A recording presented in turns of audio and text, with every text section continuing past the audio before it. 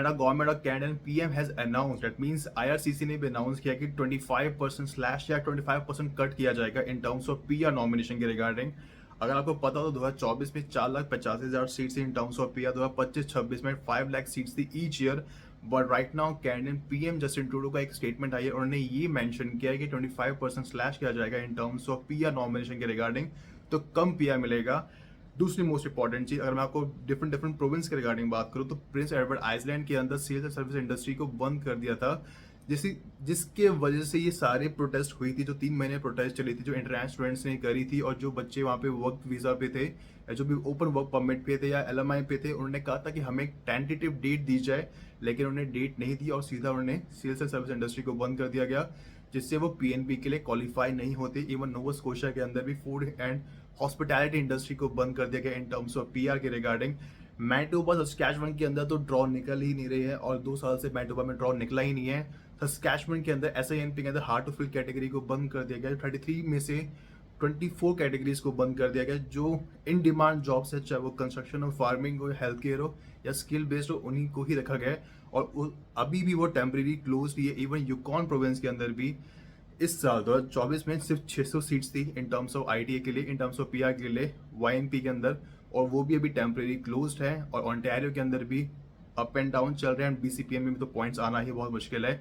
सो चीज़ें बहुत डिफिकल्ट हो गई in terms of getting a PR, but it's all depend upon your qualification, upon your CR score and the industry you work and the province you choose in terms of, ये भी matter करता है कि आप किस pathway पे आप Canada आए थे।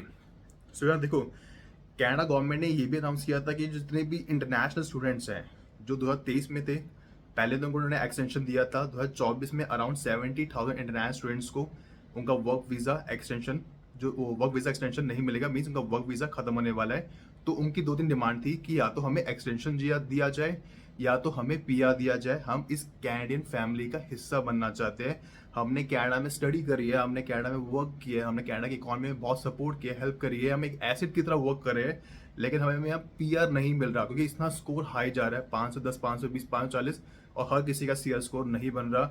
ओंटारियो, ब्रिटिश कोलंबिया, क्यूबेक में तो मिलना बहुत डिफिकल्ट है, it's very difficult to get a PR. अगर आप मिलता भी है तो जस्ट जब तभी पॉसिबिलिटी, अगर आप इन डिमांड जॉब्स में हो या पीएनपी में फाइल लगाते हो तो तभी पॉसिबल है।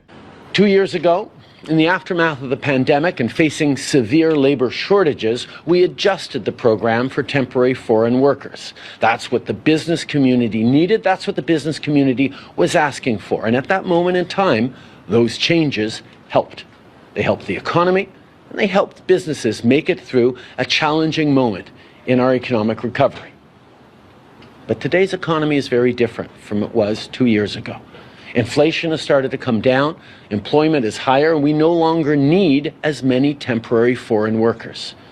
We need Canadian businesses to invest in training and technology and not increasing their reliance on low-cost foreign labor.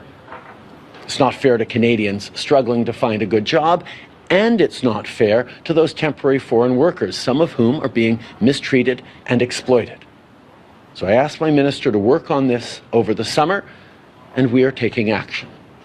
We are tightening the rules and restricting eligibility to reduce the number of low-wage temporary foreign workers in Canada, with exceptions in certain industries like healthcare, construction, and food security.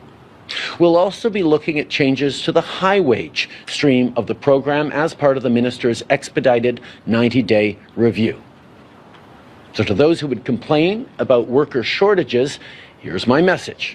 There is no better time to hire and invest in Canadian workers. This time of labor shortages is good for our country. There is no better time to hire and invest in Canadian workers. These immigration levels allow us to bring in the skills and talent we need to fill the labor gaps. We're looking at a number of options that, frankly, Canadians have been talking to us about on the permanent residency number. जब बहुत से लोगों का work permit खत्म हो जाएगा, obvious सी बात है, जब चांसेस नहीं होंगे in terms of getting a PR, क्योंकि उनका इतना सीआर स्कोर नहीं बन रहा होगा, तो उनको वापस अपनी होम कंट्री में जाना पड़ेगा और एलएमआई लेना पड़ेगा। लेकिन अभी तो एलएमआई, लो वेजेस एलएमआई भी बंद हो गई है।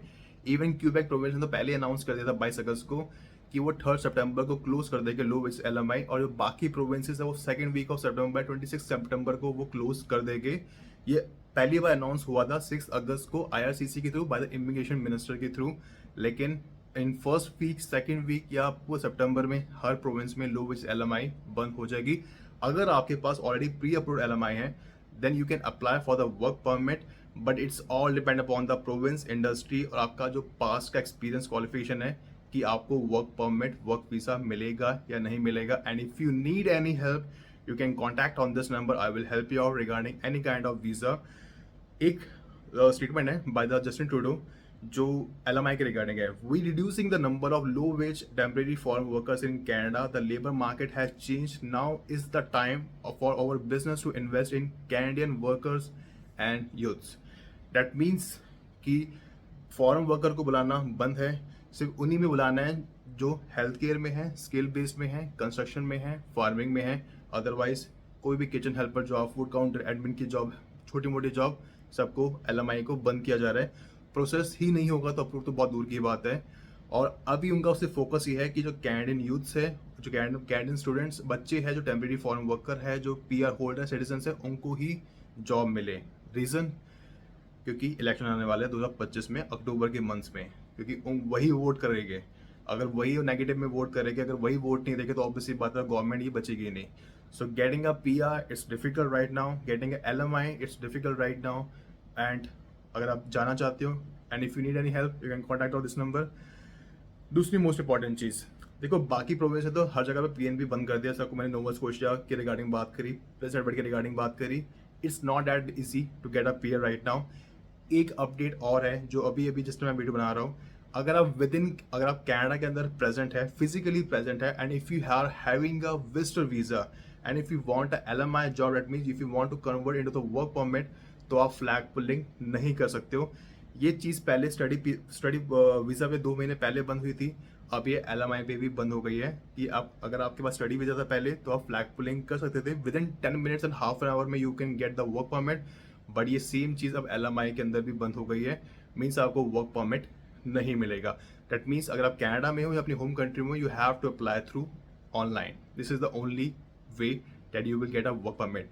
एक चीज़ और है, ये जो वर्क वीज़ा का था, फ्लैग पुलिंग का था, ये 28 फरवरी 2025 तक वैलिड था, लेकिन ये आज 28 अगस्त इस समय वीडियो बना रहा हूँ, इस समय ये खत्म हो चुका है। That means from the current scenario, means currently from right now you are not able to apply the flag pulling or not able to apply the work permit through flag pulling pathway। LMI के regarding एक और main important update है कि लो veg LMI तो already बंद हो गई है, ठीक है, वो तो प्रोसेस होगा ही नहीं, चाहे वो कोई भी प्रोविंस हो।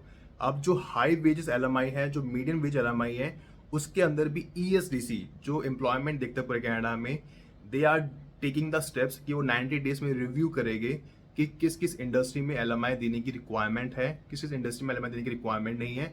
उनका मेन गोल अब ये है कि जो कैनेडियन टैलेंट है, जो कैनेडियन लोग हैं, उनको जॉब दी जाए, कैनेडियन बिजनेस में इन्वेस्टमेंट की जाए। बाहर से लोगों को बुलाने की कोई रिक्वायरमेंट नहीं है। And everybody knows LMI is nothing is free. LMI it's illegal to buy, it's illegal to sell, but everybody knows free में कोई जॉब नहीं देगा, ये सब इलीगली बिकता है और वहाँ के कैनेडियन एम्प्लॉयर, बिजनेस ओनर सब बेचते हैं। This is the reality and everybody knows, हर किसी को पता है, इसके बहुत सारे लूप होल्स है और 30-35 हज़ार, 40,000, 50,000 में LMI बिकती है, depending upon the industry, province और the job category, that means NOC code.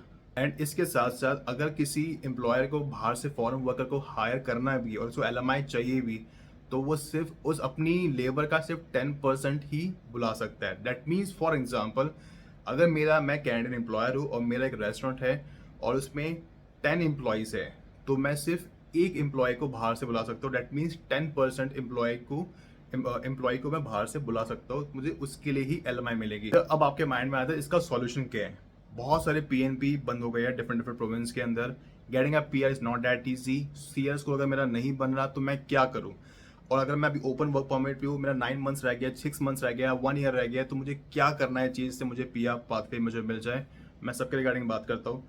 First of all पहले चेक करोगे आपका CRS स्कोर क्या बन रहा है, आपकी कितनी प्रोफाइल बन रही है, आपका क्या पॉइंट्स बन रहे हैं। अगर आपका स्कोर 480 से ऊपर जा रहा है, 500 से ऊपर जा रहा है, तो थोड़े बहुत पॉसिबिलिटी है, थोड़े बहुत चांसेस है। अगर आपको लगता है कि मुझे LMI पे नहीं जाना, go into the study visa, but ये डिपेंड करता है आपकी एज पे। जिसकी एज कम है तो वो चाहे, फॉर एग्जाम्पल अगर मैरिड है तो जो छोटा है और इसकी अच्छी क्वालिफिकेशन, अच्छा एक्सपीरियंस है, वो जाए और अपने स्पाउस को स्पाउ वीज़ा पे बुलाया जाए। अगर आप डिप्लोमा सर्टिफिकेट लेते हो तो आपको स्पाउ वीज़ा नहीं मिलेगा अनटिल एंड अनलेस जब आप वर्क परमिट पे नहीं आ जाते हो। अगर आप master course, professional course, health care में जाते हो तब आपके स्पाउस को स्पाउ वीज़ा मिल जाएगा। And always choose the right province in terms of study visa.